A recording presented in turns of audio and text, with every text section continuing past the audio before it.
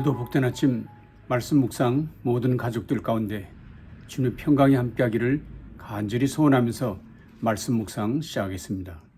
오늘 같이 묵상하실 말씀은 역대하 6장 12절에서 21절 말씀 제가 봉독하겠습니다. 솔로몬이 여호와의 제단 앞에서 이스라엘의 모든 회중과 마주서서 그의 손을 펴니라. 솔로몬이 일찍이 놋으로 대를 만들었으니 길이가 5규빗이요 너비가 5규빗이요 높이가 3규빗이라. 뜰 가운데에 두었더니 그가 그 위에 서서 이스라엘의 모든 회중 앞에서 무릎을 꿇고 하늘을 향하여 손을 펴고 이르되 이스라엘의 하나님 여호와여, 천지에 주와 같은 신이 없나이다. 주께서는 온 마음으로 주의 앞에서 행하는 주의 종들에게 언약을 지키시고 은혜를 베푸시나이다. 주께서 주의 종 내 아버지 다윗에게 허락하신 말씀을 지키시되 주의 입으로 말씀하신 것을 손으로 이루심이 오늘과 같으니이다. 이스라엘 하나님 여호와여, 주께서 주의 종 내 아버지 다윗에게 말씀하시기를 네 자손이 그들의 행위를 삼가서 내가 내 앞에서 행한 것 같이 내 율법대로 행하기만 하면 네게로부터 나서 이스라엘 왕위에 앉을 사람이 내 앞에서 끊어지지 아니하리라 하셨사오니 이제 다윗을 위하여 그 허락하신 말씀을 지키시옵소서. 그런즉 이스라엘 하나님 여호와여, 원하건대 주는 주의 종 다윗에게 하신 말씀이 확실하게 하옵소서. 하나님이 참으로 사람과 함께 땅에 계시리이까 보소서. 하늘과 하늘들의 하늘이라도 주를 용납하지 못하겠거든 하물며 내가 건축한 이 성전이오리이까. 그러나 나의 하나님 여호와여, 주의 종의 기도와 간구를 돌아보시며 주의 종이 주 앞에서 부르짖는 것과 비는 기도를 들으시옵소서. 주께서 전에 말씀하시기를 내 이름을 거기에 두리라 하신 곳 이 성전을 향하여 주의 눈이 주야로 보시오며 종이 이곳을 향하여 비는 기도를 들으시옵소서. 주의 종과 주의 백성 이스라엘이 이곳을 향하여 기도할 때에 주는 그 간구함을 들으시되 주께서 계신 곳 하늘에서 들으시고 들으시사 사하여 주옵소서. 아멘. 우리가 구약 성경 중에서 읽기 어려운 책들이 있지요. 그것은 다름 아닌 역대 상하, 열왕기 상하일 것입니다. 그 책들에 익숙하지 않은 왕들의 이름이나 지명들이 너무나도 많이 등장하고 그 순서도 잘 이해가 되지 않기 때문에 성경 읽기에 어려움이 있습니다. 더욱이 열왕기서도 역대기도 모두 이스라엘의 역사를 이야기하고 있는데 왜 이 비슷한 이야기를 두 권에 걸쳐서 열왕기 또 역대기로 중복해서 기록하고 있느냐, 또 우리가 왜 그것을 읽어야 하느냐 하는 질문을 가질 때도 있습니다. 그러나 여러분, 열왕기와 역대기는 중대한 차이가 있습니다. 분명히 구분되기 때문에 그 두 책이 모두 필요한 것이죠. 우선 열왕기와 역대기는 기록 시기와 그 대상이 다르다고 하는 것을 기억해 주셔야 합니다. 열왕기는 바벨론 포로 시기에 기록됩니다. 그러나 역대기는 포로 귀환 이후에 기록됩니다. 또 열왕기는 포로로 끌려간 백성들을 대상으로 왜 우리가 이런 심판을 당했는지를 설명하는 데 집중합니다. 그러나 역대기는 포로에서 귀환한 백성들에게 소망을 주려는 데 그 저작 목적이 있습니다. 뿐만 아니라 열왕기와 역대기는 서술의 범위가 다릅니다. 열왕기서를 보시면 사울 왕의 죽음 이후 다윗의 즉위 때부터 남유다, 북이스라엘의 멸망까지를 모두 다루고 있습니다. 다시 말하면 남과 북 왕조 모두를 다룬다고 하는 것이죠. 그러나 역대기는 그 시작이 인류의 시조인 아담에서부터 시작합니다. 그리고는 다윗, 솔로몬, 그리고 남유다 왕조를 기록합니다. 이 역대기에서는 북이스라엘은 거의 기록하고 있지 않습니다. 즉 남유다를 중심으로 역사를 기록한 책이 역대기라 하는 것이죠. 그러나 무엇보다도 가장 큰 차이점이라고 하면 열왕기는 순종하면 복을 받고 불순종하면 심판을 받는다는 신명기적 사관을 갖고 쓰여진 책입니다. 그러나 역대기는 다윗의 언약은 결코 폐하지 않았다. 하나님은 여전히 이스라엘 백성을 돌보고 계시고 결국은 회복시켜 주신다는 희망적 역사관을 갖고 기록되었습니다. 요약해서 말씀을 드리면 열왕기는 심판의 역사책이라 이렇게 말할 수 있고 역대기는 소망의 역사책이라 이렇게 말씀드릴 수 있을 것입니다. 자, 이제 이런 대충의 개념들을 마음에 두시고 오늘 역대하의 본문을 살펴보도록 하겠습니다. 드디어 다윗으로부터 시작되었던 성전 건축이 이제 완공되었습니다. 다윗의 아들 솔로몬은 앞장서서 성전에 필요한 모든 기구들을 배치시켰습니다. 제사장과 레위인들은 스스로 성결케 했습니다. 그리고 노래하는 레위 사람들은 온갖 악기들을 가지고 여호와를 찬양했습니다.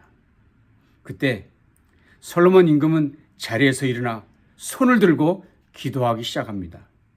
그때 드렸던 그의 기도 내용이 6장 1절부터 마지막 42절까지 길게 소개되고 있습니다. 오늘 본문 묵상은 그 내용 중 일부지요. 기도 내용이 감동적입니다. 여러분이 직접 한번 읽어보시면 좋겠습니다.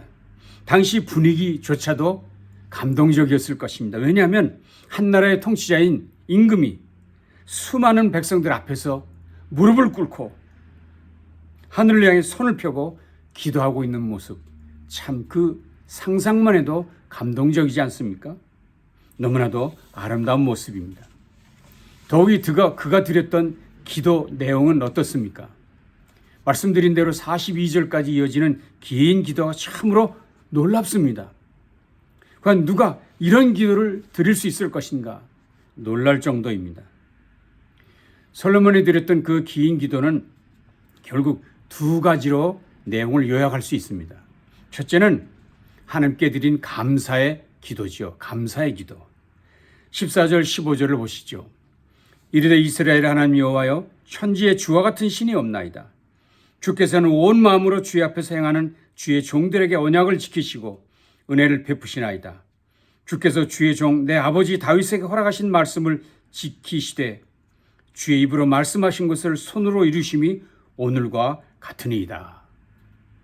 다시 말하면 솔로몬은 아버지 다윗에게 말씀하신 것이 이렇게 내 손에서 내 시대에서 이루게 해주시니 너무 감사합니다. 과연 주와 같은 분이 어디에 또 없습니다.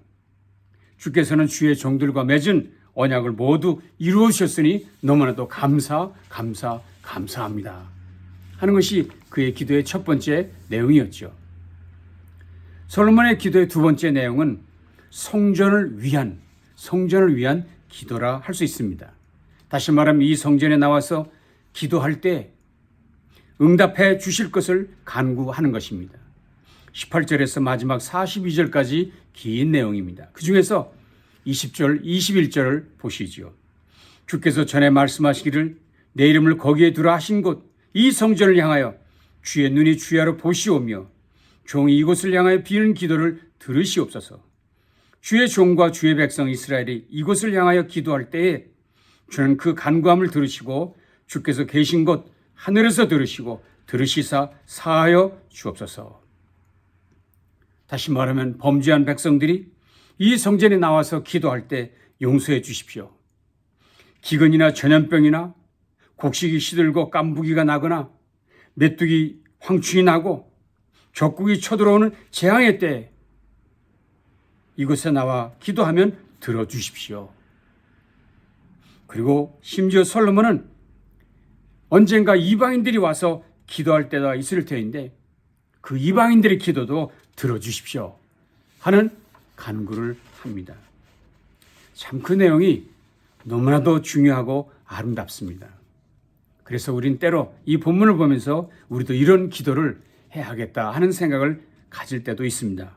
그런데 오늘 저는 묵상의 초점을 좀 더 좁혀보려고 합니다. 다시 말하면 우리의 관심을 솔로몬의 기도가 아니라 역대기 저자의 마음, 역대기 저자가 왜 이것을 썼을까? 왜 역대기 저자는 포로에서 돌아온 백성들에게 이 이야기를 하고 있는 것일까? 하는 이야기에 초점을 두고 싶은 것입니다. 왜 포로에서 돌아온 백성들에게 과거, 심지어 1000년 전에 있었던 솔로몬의 성전 봉헌 기도를 여기에 기록하는 이유가 무엇일까 하는 것에 집중하고 싶은 것입니다. 분명 말씀드린 대로 역대기는 포로에서 돌아온 백성들에게 쥐어진 역사책입니다. 특별히 여기 솔로몬의 성전 봉헌 기도가 그들에게 무슨 의미가 있었을 것인가? 1차 독자들 그리고 저자의 의도는 무엇일까를 생각해 보자는 것입니다. 이미 말씀드린 대로 역대기는 바벨론 포로에서 귀환한 백성들을 위한 책이라고 수차 말씀을 드렸습니다. 그래서 지금 백성들이 솔로몬의 성전 봉헌 기도를 읽고 있지만 실제로 그들 눈앞에는 그 솔로몬의 성전은 이미 불타 없어져 흔적도 남아있지 않았습니다. 그런 상황에서 역대기 저자는 지금 솔로몬의 성전 거기서 드렸던 기도에 대해서 말하고 있는 것입니다. 그러니 오늘 우리가 이런 본문을 읽으면서 솔로몬의 기도가 대단하다. 솔로몬 기도 잘한다.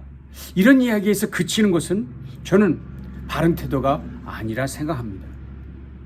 오히려 왜 역대기 저자가 솔로몬의 기도를 포로에서 귀환한 백성들에게 솔로몬의 성전 보이지도 않는 그곳에서 이런 이야기를 소개하고 있는 것일까 하는 것에 집중하는 것이 마땅하다 하는 것입니다.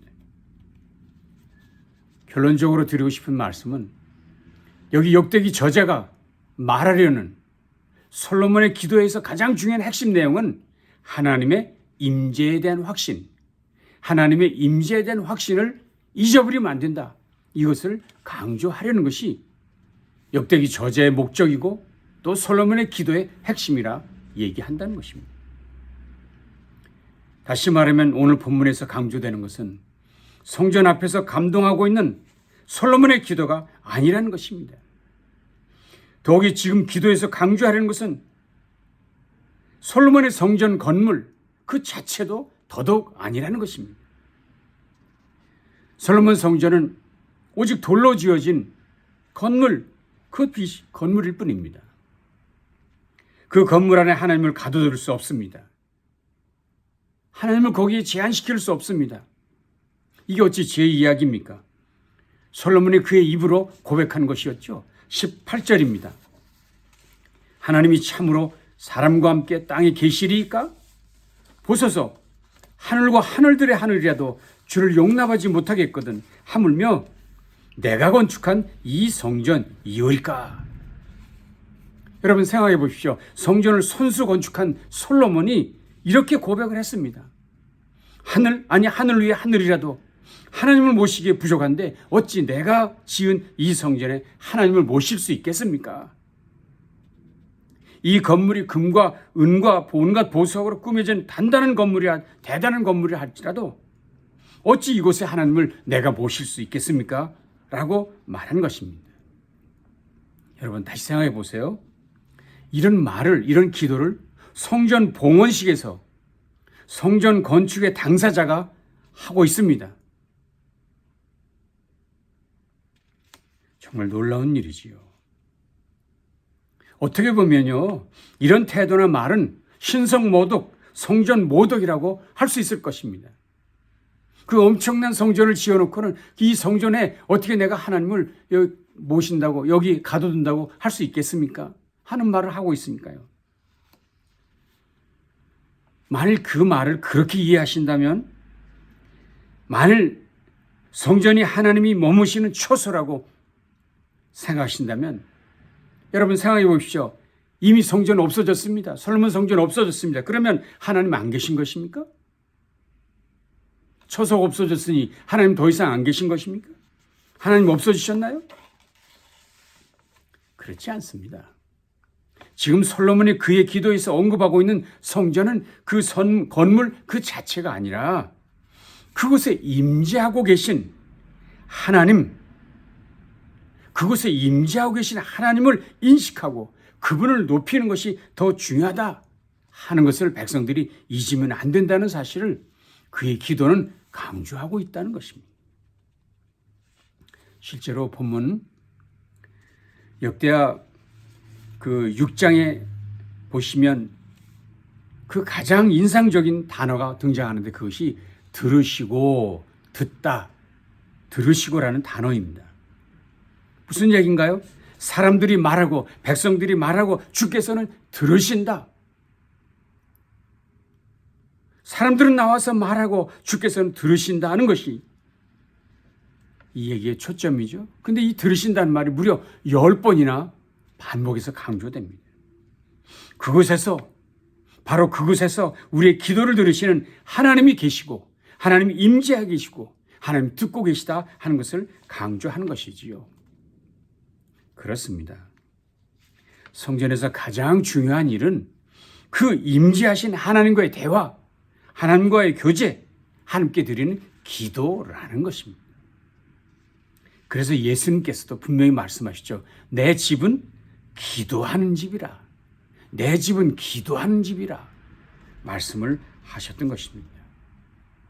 그렇습니다.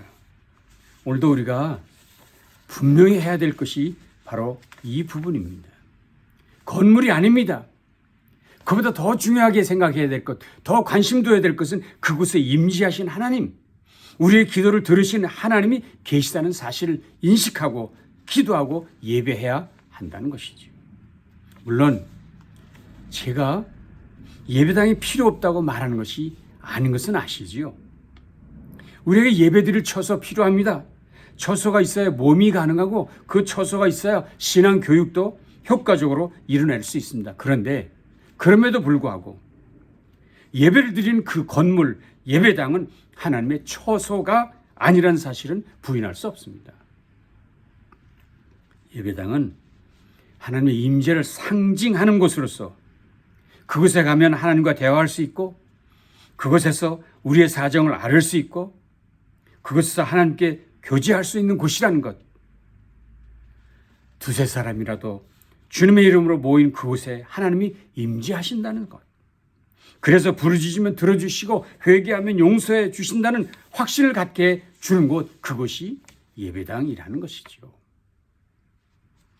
그래서 그곳으로 나아가는 모든 예배자들은 그런 기대와 그런 관심을 가지고 나아가야 합니다. 하나님께서 허락하신 회복을 기대하면서 사모하면서 나아가야 합니다. 그래서 실패한 이들, 절망하고 좌절한 이들이 그곳에서 예배할 때 임재하시는 하나님으로 인해 샘을 얻는 곳이 될 것을 확신하고 나아가야 합니다. 그래서 솔로몬도 손을 들고 기도했고 그래서 솔로몬도 소리 내서 기도했던 것입니다. 그렇습니다. 우리의 예배당, 우리의 예배 자리는 바로 그런 자리, 그런 시간이 되어야 합니다. 더욱이 우리는 그것이 강도의 소굴이 되지 않도록 늘 조심해야 합니다. 강도의 소굴이 되지 않도록. 예수님께서 행하신 일을 기억하시지요? 성전에 들어가서 장사하는 자들을 내쫓으시며 그들에게 이르시되 기록된 바 내 집은 기도하는 집이 되리라 하였거늘 너희는 강도의 소굴을 만들었도다 하시니라. 우리 중에 어떤 이들은 그곳에서 주님의 임재에 기대하지 않습니다. 오직 장사꾼처럼 상거래에, 야합에, 속임에 관심이 있을 뿐 바로 하나님의 임재의 자리를 그런 모임으로 바꾸어 버리고 만 것이죠. 그러나 예배당은 하나님의 임재 속에서 그분과 교제, 그분께 찬양하고 그분께 기도하는 처소입니다. 그래서 역대기 저자는 이렇게 말하는 것입니다. 무너져버린 이 성전 앞에서 좌절하지 마십시오. 이 건물이 중요하지 않습니다. 중요한 것은 어느 곳에서든지 우리의 기도를 들어주시는 하나님의 임재를 믿고 어디서든지 기도하고 어디서든지 찬양해야 한다 하는 것이 오늘 역대기 저자의 강력한 외침입니다. 하나님의 임재를 확신하는 그런 자리라면 질병은 떠나가고 근심과 걱정은 물러나고 귀신은 쫓겨가는 기적, 능력이 우리의 예배 중에, 기도 중에 일어날 것을 확신할 수 있습니다. 왜 우리가 그런 기대를 하면 안 되겠습니까? 왜 예배 때마다 그런 관심을 가지면 안 되겠습니까? 하나님의 임재를 기대하고 확신하며 나아간다면 여기저기 이곳저곳에서 예배 시간마다 예배 초소에서 하나님의 능력은 역사할 줄로 믿습니다. 하나님의 임재를 확신하십시오. 기대하십시오. 그리고 그 자리 예배의 자리로 나아가시고 기도하며 찬양하십시오. 그런 예배자들이 함께 모인 이곳에서요. 지금 그분께서 보시고 지금도 들으시고 이제도 용서해 주시는 줄 믿습니다. 하나님의 임재의 자리, 예배의 자리로 오늘도 믿음을 갖고 나아가시는 저와 여러분 모두 되시기를 주님의 이름으로 축원합니다. 기도하겠습니다. 주님 감사합니다. 우리가 어느 곳으로 가든지 우리가 어디에서 모이든지 그곳에 주님의 이름으로 모일 때 하나님의 임재, 하나님의 함께 하심을 확신하고 기대하며 소망 중에 나아가 예배하고 기도하고 찬양하는 우리 모두 되도록 도와주시옵소서. 우리의 모임 곳곳에서 하나님의 능력과 기적이 풍성하게 일어나는 놀라운 역사를 체험하게 해주시옵소서. 예수님 귀하신 이름으로 간절히 기도하옵나이다. 아멘. 오늘도 그런 기대를 가지고 나가십시다.